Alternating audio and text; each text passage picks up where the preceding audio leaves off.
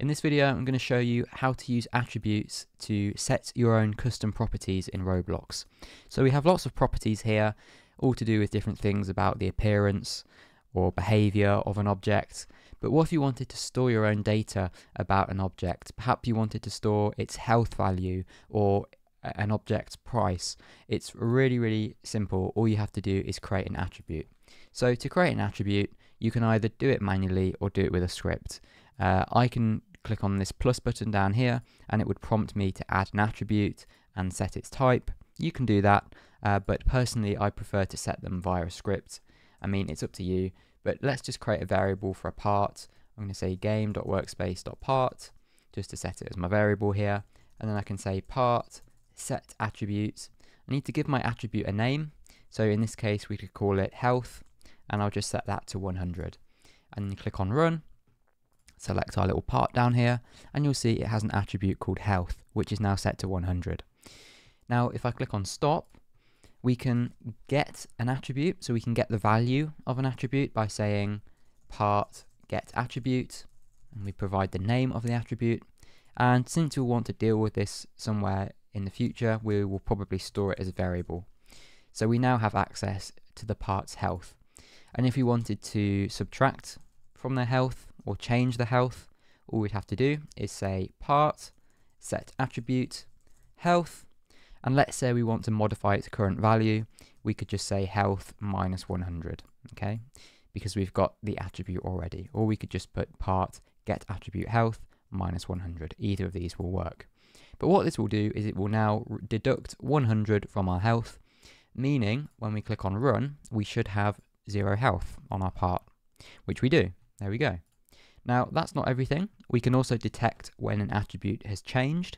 So to do this, we say part get attribute changed signal, and we want to give the name of the attribute, and then we can connect that event to a function. And if you want to get the latest value of the health attribute, we could just copy and paste our get attribute here, and we can print health attribute has changed to, and we'll just set the health to a string so it doesn't error if it isn't there, and this will print out when the attribute has changed.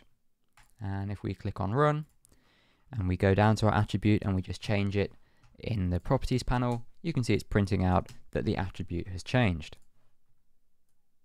If you wanted to get all of an object's attributes, you could say part get attributes, and this will return a dictionary of the attributes. So you could then loop through it.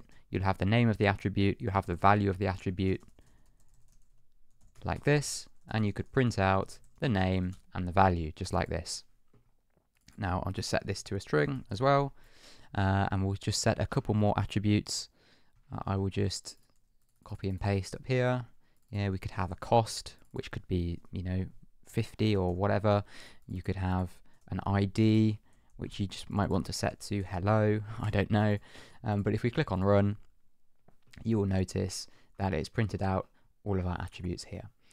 And finally, I'll give you a quick example of how it works. So let's imagine you had a function to buy an item.